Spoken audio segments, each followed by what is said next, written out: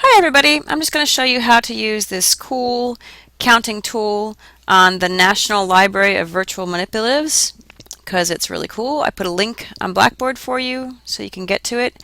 Counting in base 10, well, that's kind of boring and we already know how to do that, and you can teach your students that, but I'll just show you in base 5 that we've done a whole lot of, right? We can change the base to base 5. Here's base 5.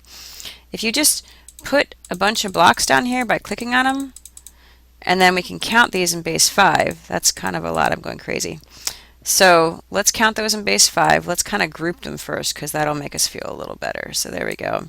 Here's a group of 5. Then I'll move some up there.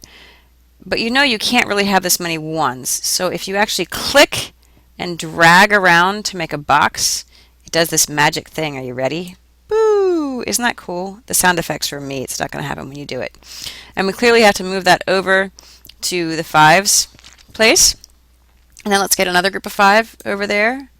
So we're just counting in base 5 these little blocks.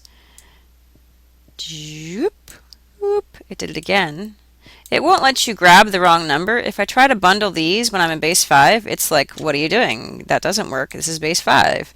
So let's bundle another group of 5.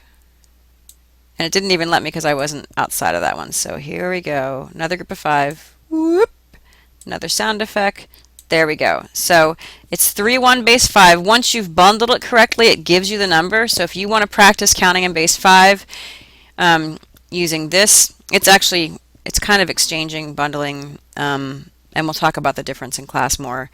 But that's cool. Let's go ahead and do another base because base 5 we've practiced a lot in class. So let's do base 3. That's another fairly common one. And just click out a bunch of little ones. What is this number in base 3? Instead of, you can do it by hand and see what you get, or you can start bundling. Let me get these first. There's 3. It didn't let me because I didn't go all the way to the edge. It's a little bit picky about some stuff, but that's okay. There you go. We have one group of 3. I think that might be 2 on top of each other, so I'm going to see what happens when I bundle that with this one maybe. I might have to move stuff. Let's see if that's 2 on top of each other. Yeah, I thought it was. So 2 groups of 3. Let's move that out of the way.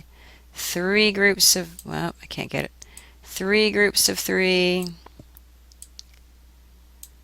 And then we've got another group of 3 here. So these have all been able to come over here, and that's just a coincidence how many I clicked on.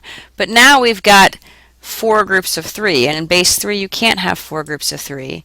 So we need to rebundle. It's not telling us we have the answer yet because we haven't correctly moved these things. So now that goes over there.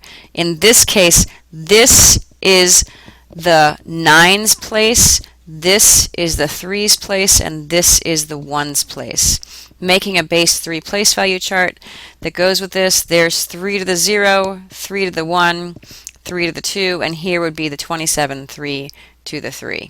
So this just helps you, and it's a practice, and it gives you the answer.